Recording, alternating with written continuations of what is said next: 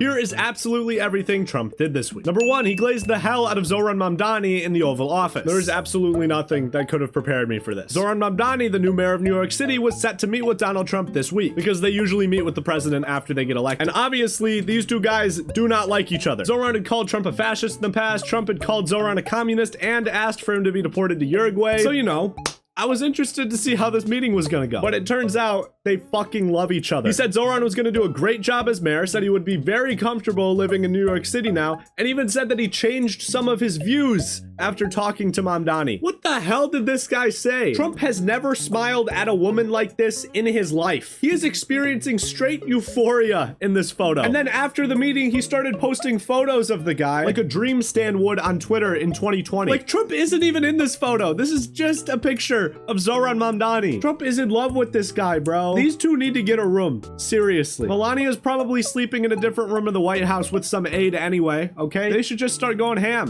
okay? I'm here for it. Trump gives power bottom energy. Number 2, he suddenly reversed course on releasing the Epstein files. So remember, last week, Trump was trying desperately to stop these files from being released. He was holding situation room meetings with Congress people, trying to get them not to vote to release these files. But then one day he woke up and told everyone to start voting for it. It passed the House almost unanimously with only one person voting against it. Don't really know why he did that. Incredible exercise of free will, I guess. Then it went to the Senate and passed via unanimous consent. And it got to the president's desk and he signed it, which means congratulations, boys. The Epstein files are getting released. Actually, no, fuck you. Of course they're not. Trump is going to do everything he possibly can to stop these files from being released, okay? Because he's obviously in them. He's currently required by law to release them. But here's the thing. The government only has to release unclassified files relating to the case. And guess who decides which files are classified or not? We are never gonna see those files, bro. Not only that, but materials can be withheld if they're part of an ongoing investigation. And can you guess which investigation Trump reopened last week? Trump is stacking his cards to do everything he can to stop specific information from being released in these files. And the executive branch has way too much power to decide which files get released, meaning we're probably never gonna find out who's really in these documents. Or we're gonna see the cherry-picked version where only enemies of Trump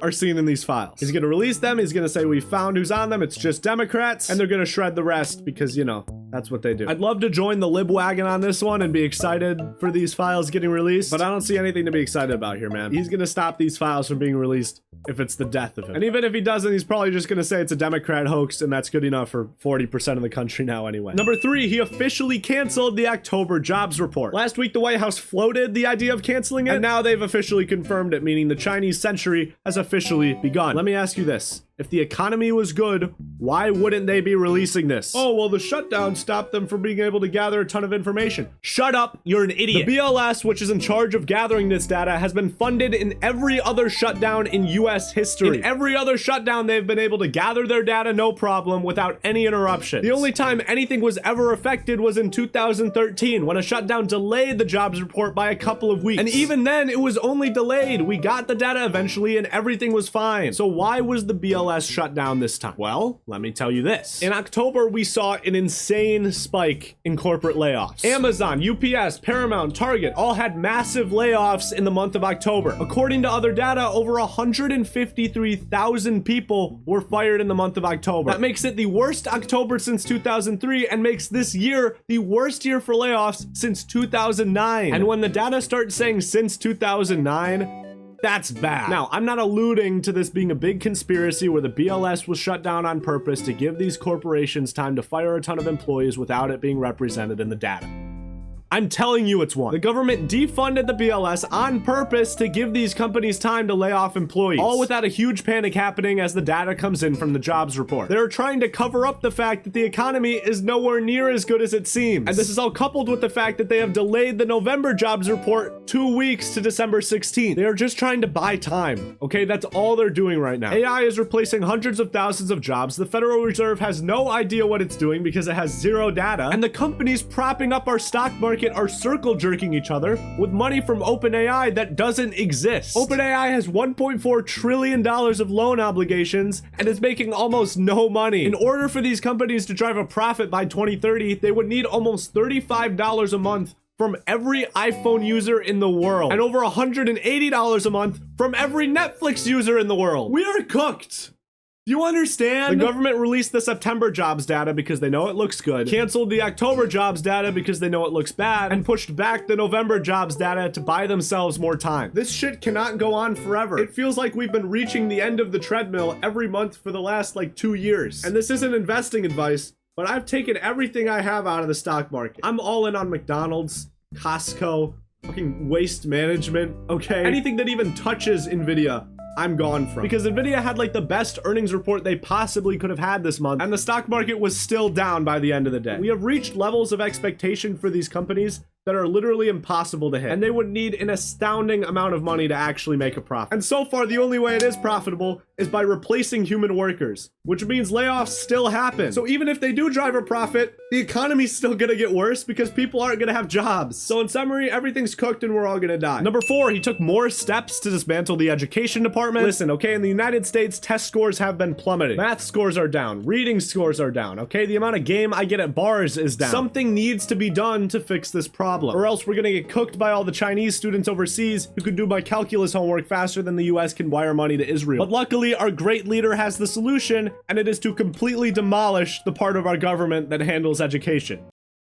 What the fuck? This week, he took even more steps to dismantle the Department of Education, assigning whatever responsibilities it has left to other agencies in the US government. And he keeps saying his reasoning behind this is to return education back to the states. Oh yeah, it's a states' rights issue. The states should decide whether or not to admit slavery happened. Which, even if you agree with that, the US Department of Education doesn't change curriculum of schools. It doesn't affect what schools teach, it just distributes funds to schools that need it. So that your school can finally replace that shitty-ass drinking fountain on the second floor, instead of letting it spew a direct stream of copper directly into my mouth. I promise you, the Department of Education is not what's causing this. Here's what is. In 2012, Obama waived a ton of requirements for schools under the No Child Left Behind Act. You remember that George Bush image with child left behind over it? That's the act this image is referencing. And don't get me wrong, Obama was cool, but this was a shitty decision, dude. There were a ton of problems with the No Child Left Behind Act, but one of the best parts of it was that it set requirements for each school to hit every year. It said, hey, we don't care what you do or how you do it, but your test scores need to be here next year. It was a great system because it incentivized states to not focus on specific schools and rather give their attention to all schools in the state. Yet, these were the exact requirements that Obama waved away in 2012. And it's no wonder that since that point, test scores have been going down. Dismantling the Department of Education is not gonna fix anything. It's just gonna make this problem worse. If you actually do want to fix the problem, bring back those state requirements that Obama waved away. It worked for over a decade. Okay, let's stop being dickheads and lock the fuck in. Number 5, he called for Democrats in Congress to be put to death?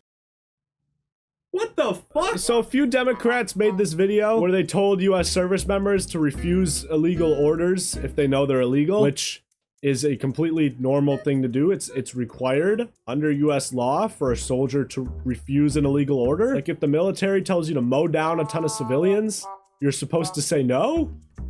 Generally, you will literally be punished if you don't do that. But the president got very, very upset at this video. He called it seditious behavior, said that it would be punishable by death, and then retweeted someone saying that we should hang the Democratic members of Congress who made that video. We are so cooked as a country. Are we seriously having a conversation about like whether left-wing violence or right-wing violence is more common when the Republican president of the United States is calling for people in Congress to die and retweeting people who are like suggesting we should kill them, we should just go and kill them? When reporters asked about it, he was like, oh no, I wasn't calling for them to die necessarily. Bro, yes, you fucking were. You tweeted it, big dog. Like, what are we doing? So when some brain-rotted Fox News grandma shows up to Alyssa Slotkin's house with a hunting rifle, we're not gonna sit here and have a really thoughtful conversation over why these things are happening. It's him. It's literally just him. I don't know how to make it simpler than that. Number 6, he stopped classifying swastikas as hate symbols. Before you ask, this is always a good sign of where your country is going. The Coast Guard is no longer classifying swastikas, nooses, Confederate flags, and other hateful imagery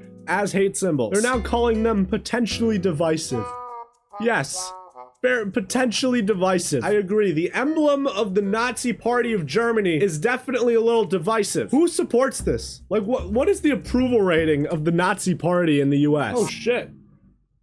It's more popular than I thought. Nick Fuentes is about to destroy our country. Number 7, he removed protections from government whistleblowers. Okay, let's say you and your boys are doing No Nut November. It's long, it's painful, your balls are blue as hell, and suddenly, halfway through the month, your friend comes and tells you that he's failed. But he hasn't told anyone yet, and he's trying to keep it a secret. You're now offered with a choice. Do you tell everybody, or do you cover for bro? Me personally, I'm telling everyone. If I'm sitting there starving the shaft for 30 days, I'm not gonna sit here and let my guy scam the entire group out of a No Nut November win. In this situation, it would make me the whistleblower. I'm the one telling everyone in the group that this guy failed No Nut November. And when there's a whistleblower in the government, they have a set of protections to ensure that they don't see retribution for saying something bad about a presidential administration. I'm obviously not gonna say anything about bro if he's threatening legal action against me if I do. This is why there are rules in place to ensure that people have protections against this. And Trump removing all of these protections sucks ass. He's essentially swearing everyone in his administration into silence. If they're doing something illegal or wrong, we're not gonna know about it anymore because these people are gonna be too afraid to talk about it. This is scary shit, bro. Like, if Trump wasn't doing anything wrong, why would he be afraid of this? Why would he be trying to silence these people if nothing was happening? And they're not all deep state plants either. You're brain rotted and stupid. These people are hired on a nonpartisan basis. They have been for years. And I think it's far more likely that one guy is a bad person rather than every single whistleblower in the entire government being like a deep state Dr. Fauci plant or some shit. Number 8, he issued a $1 billion loan to restart a nuclear power plant. Listen, okay, this may be the only time you'll ever hear me say this, but this is a good decision. Nuclear power is way better than other forms of energy, okay? It's way cheaper, it has a much higher energy capacity, it's way cleaner than other sources of energy, like, it is literally perfect. The only problem is this graph isn't from the US. It's from Ontario. And as a result, it is far more expensive for us to set up and use. Look at this graph. China is beating our asses right now in terms of affordability on nuclear energy, which is why this is such a great decision, because we are finally starting to restart nuclear power plants in the US. This is a great decision with absolutely no catches. I'm lying. Of course there's a fucking catch. Every single watt of electricity generated from this plant is gonna go directly to Microsoft. Not a single bit of this nuclear power plant is actually gonna be used to make energy less expensive or is gonna be used by anyone but Microsoft whatsoever. Fuck my life. You can't brag to everyone about how this is gonna lower energy costs when you immediately turn around and give it all to Microsoft so they can make shitty AI generated images of dogs and astronaut suits. This would be such a great decision if they actually let the people of the United States use the energy that comes from it. We are ruled by corporations. Like, seriously. And finally, number 9 proposed an absolutely horrible peace deal to end the Ukraine war. In 2022, Russia invaded Ukraine. That was bad. We then started sending a bunch of weapons and equipment to Ukraine. That was good. Ukraine then survived over 3 years against the 5th largest military in the world. It's actually like a miracle that they haven't been fully taken over by Russia yet. But in the 3 years since the war started, they have had 7 million of their citizens displaced, and they've had 60,000 to 100,000 of their citizens killed. But here's the good news, because Russia is even worse. They've had more than 250,000 of their soldiers killed. They've had over 1 million injured since 2022. Their economy is in absolute shambles. Like, literally the only thing they have going for them is that they've captured a fair amount of the territory of Ukraine and are in control of it. So why the hell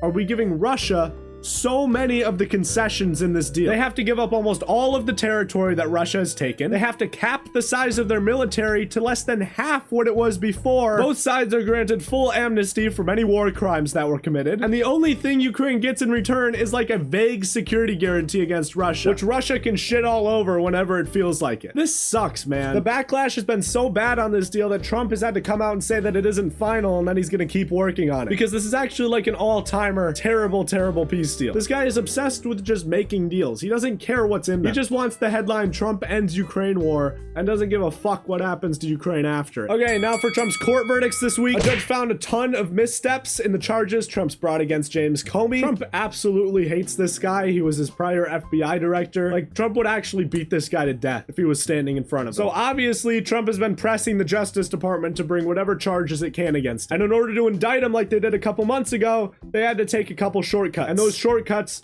were very much illegal, so a judge is now investigating the case. Another judge blocked Texas's redistricting map. This one is really funny. So you remember when Trump called the governor of Texas and told him to redistrict Texas to give him 5 more Republican seats in the next House election? And so Texas redrew its congressional map to get 5 more Republican seats in the next House election. So Gavin Newsom of California said, fuck you, and redrew California's map to get 5 new Democratic seats in the next House election, essentially canceling out any of the seats Texas gained. Well, now Texas might not even be allowed to use their map in the first place. A judge ruled that the maps were racially gerrymandered, which is a big no-no. That's part of the Voting Rights Act. You can't like gerrymander to put certain races in certain areas. Texas has already asked the Supreme Court to overturn it. And I will say the Supreme Court has a 6-3 conservative majority, so they might actually say, you know what, Texas, you can keep the map. But if they don't, that would be really funny. I really hope Texas can't use that map. An appeals court allowed ICE agents to use tear gas and other weapons in Chicago. Trump was appealing a decision that restricted how ICE agents use these weapons. He argued that that order micromanaged law enforcement too much. Another judge blocked him from deploying the National Guard in Washington, D.C. She's saying he can't set it in without approval from the mayor, which is how it's supposed to work normally. But she also immediately paused her ruling to give Trump time to appeal, so they're still in DC for now. A judge blocked him from cutting hundreds of millions of dollars in DHS grants to cities and counties. 2 judges blocked this one at once. Trump was obviously trying to cut a bunch of funding again, probably because of a Democrat hoax, and now they aren't letting him. Finally, an appeals court ruled that he can't expand his rapid deportations. These were deportations that kind of looked past due process and just sent him back to the place they were immediately, which obviously is not how the US should be doing things. Everyone has a right to appear before a court, and now he's not allowed to, so that's good. In other news, the UN Security Council adopted Trump's Gaza peace plan. They lobbied very hard for it. China and Russia could have both vetoed, but they decided not to. The main issue with this plan going forward is that Hamas doesn't want to disarm. Within hours of this resolution being adopted, Hamas already said they weren't going to go along with it. Israel is obviously using any setback or any violence in Gaza to justify killing 100 civilians overnight. So it's a great situation all around. Really have high hopes for this peace deal. And also, Marjorie Taylor Greene resigned from Congress. Thank God. Listen, I know everyone's happy that Marjorie Taylor Greene is turning on Trump and finally speaking out against him after, 5 years of being his yes man. But Marjorie Taylor Greene is an idiot, dude. In her farewell speech, she listed her greatest accomplishments as opposing mask mandates and fighting back against the Biden vaccines. Like, we're doing the Dick Cheney thing again, where we're just praising anyone and everyone who opposes Trump and not thinking about why they might oppose Trump. Like, Nick Fuentes doesn't like Trump anymore, but it's not for any good reason. It is still pretty funny though that Marjorie Taylor Greene was hated by the left for 5 years and had like no safety concerns whatsoever, and has been hated by the right for like less than a week and is already having to resign from Congress over safety concerns. I feel like there might be some correlation behind that. All right, now for our trackers. Inflation is at 3%, well above a healthy rate of 2%. We finally have unemployment again. It's 4.4%, inching upward. Eggs are at $3.49 a dozen, still remaining pretty elevated. Gas is at $3.34, still pretty high. And Trump has so far spent $100,800,000 of taxpayer money playing golf in his term. This is more than twice as much as Obama spent during this time period, and more than Biden spent during his entire presidency. Trump has not played golf in like 3 weeks. Dude is actually dead. That's pretty much it for the video. Sorry if my voice sounds bad. I was hanging out with Bubba earlier. But yeah, another great week under the MAGA regime.